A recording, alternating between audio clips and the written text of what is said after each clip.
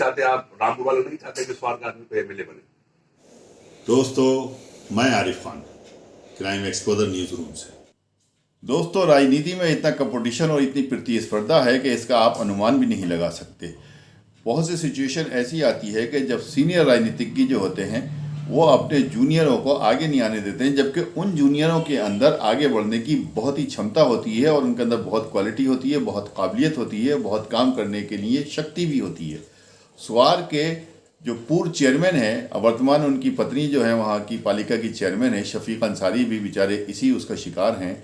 शफीक अंसारी का दर्द आज उस वक्त छलक उठा जब मैंने उनका इंटरव्यू लिया, तो उन्होंने कहा कि यहाँ पर जो है रामपुर वालों का कब्जा है और स्वार के किसी आदमी को यहाँ पर आगे बढ़ने नहीं दिया जाता। मुझे बड़ा ताज्जुब इस बात का था कि सब सारे टिकट का ऐलान हो चुका है और चूँकि शफीक अंसारी बहुजन समाज पार्टी के मजबूत सिपाही हैं और बहुजन समाज पार्टी के लिए उन्होंने बहुत काम किया है, स्वार के विकास में भी उन्होंने बहुत काम किया है, तो मैंने उनसे पूछा कि आप चुनाव की दौड़ में क्यों नहीं है। तो उस पर उनका जवाब था कि ये तो पार्टी जाने कि उन्होंने क्यों मुझे बाहर टिकट नहीं दिया। लेकिन उन्होंने जो बातें कही वो तो आप आगे सुनेंगे। लेकिन उन्होंने साफ साफ ये कहा कि इस सीट पर रामपुर वालों का कब्जा है और रामपुर वाले नहीं चाहते कि किसी भी कीमत पर स्वार का कोई आदमी यहाँ का एमएलए बने, क्योंकि जिस तरह से अब्दुल्ला आजम का मामला पिछले दिनों सामने आया था और लगभग 2 साल से तो वो जेल में रहे थे और उससे पहले से वहाँ की विधायकी जो थी एक तरह से निरस्त हो गई थी, उनकी विधायकी को शायद ख़त्म कर दिया गया था। उसके लिए उन्होंने उपचुनाव को लेकर भी प्रार्थना पत्र दिया था और कोर्ट तक गए थे कि यहाँ पे स्वार में उपचुनाव कराया जाए। उनका कहना यह था कि अगर उपचुनाव होता तो मैं 100% यहाँ से जीतता। लेकिन जिन लोगों ने इसकी मुखालफत की थी, जो लोग एक दूसरे के सामने से दुश्मन नज़र आते हैं, यानी अब्दुल्ला आजम और नवेद मियाँ जो एक दूसरे के सामने से दुश्मन नज़र आते हैं, उन दोनों के वकील वहाँ पर कोर्ट में मिल गए और उन्होंने मेरी बात चलने नहीं दी। यानी वहाँ पे प्रार्थना पत्र दिया था, मेरे प्रार्थना पत्र को निरस्त करा दिया। मैंने अपने प्रार्थना पत्र में कहा था कि यहाँ पे उपचुनाव की ज़रूरत है और उपचुनाव कराया जाए, लेकिन ये उनके प्रार्थना पत्र को निरस्त कराया ताकि स्वार का कोई बंदा विधायक की सीट के ऊपर काबिज ना हो जाए।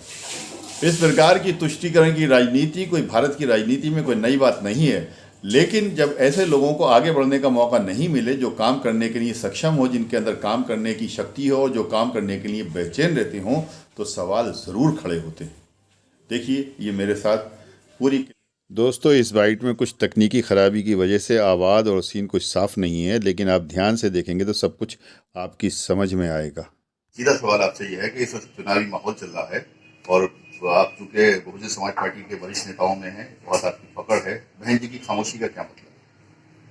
देखिए, बहन जी दलित समाज से हैं और पिछड़े वर्ग से हैं, तो वो उनका जो अपना जो कार्यकर्ता है वो बहुत पिछड़ा हुआ है, इसलिए वो नहीं चाहती कि सड़क पाएगा तो तमाम तरह के मुकदमे होंगे। इस तरह के बहन जी जो भी कर रही है ट्विटर के माध्यम से और वैसे भी अपनी रैली कर रही है, उसके हिसाब से वो लोगों को संदेश दे रही है। क्या लगता है आपको सरकार बनेगी? अब देखिए, अभी सब तो नहीं कहा जा सकता सरकार बनेगी नहीं बनेगी, लेकिन पूरी तरह से कैंडिडेट उतारे हैं। अच्छा, हम अगर क्षेत्र की बात करें, क्योंकि स्वार क्षेत्र में आपने बहुत कुछ विकास भी कराया, आपका बहुत कुछ योगदान भी है, आप इस वक्त इसमें चुनाव में कि इसमें दौड़ में क्यों नहीं? अब देखिए, क्योंकि यहाँ पर रामपुर के लोग यहाँ चुनाव लड़ते हैं, यही लड़ते आए हैं, बदकिस्मत है स्वार वालों की, यहाँ से कोई तो जो स्वार का जो यहाँ का जो बॉर्न एंड बॉटम जो नेता है जिसने काम भी किए, क्या उसको मौका नहीं मिलना चाहिए? मिलना चाहिए था, 100% मिलना चाहिए था, ये पूरे पार्टी के लोग भी देना चाहिए था। लेकिन क्या करोगे, क्योंकि रामपुर वालों का यहाँ पर कब्जा है।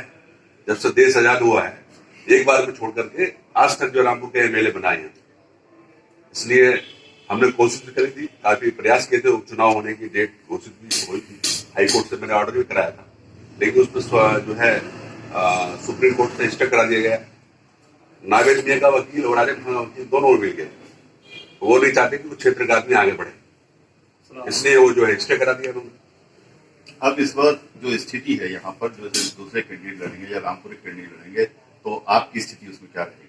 अब देखिए, अपने लोग हैं, हमारे जितने लोग हैं उनसे मशवरा करेंगे, वो जैसे कहेंगे उस हिसाब से ये माना जाए कि आपकी नहीं किंग मेकर की स्थिति में रहेंगे क्या? अभी तो जनता सब तय करेगी, हमारे जो समर्थक लोग हैं उनसे डिस्कस करेंगे, जो बेहतर होगा उसमें निर्णय लेंगे। शफीक साहब, आपने स्वार के विकास में बहुत काम किया है, ये इस बात की हम, क्योंकि हम लोग भी इस क्षेत्र में आते जाते हैं, देखते हैं, लेकिन उसके बाद में ये अनदेखी क्यों होती है? अभी जो राष्ट्रीय लीडर हैं ये लोगों को देखना चाहिए। तो यहाँ पर एक छत्र राज है रामपुर वालों का। क्षेत्र का आदमी यहाँ पर कोई आगे बढ़ने का प्रयास करता है तो उसको रोक दिया जाता है। रामपुर वालों का क्षेत्र का आदमी यहाँ पर कोई आगे बढ़ने का प्रयास करता है तो उसको रोक दिया जाता है। यही कारण रहा है कि उपचुनाव यहाँ पर होता तो इंशाल्लाह 100% हम चुनाव जीतते, लेकिन हमें रोक दिया गया। नहीं चाहते आप, रामपुर वाले नहीं चाहते कि स्वार का आदमी को एमएलए बने।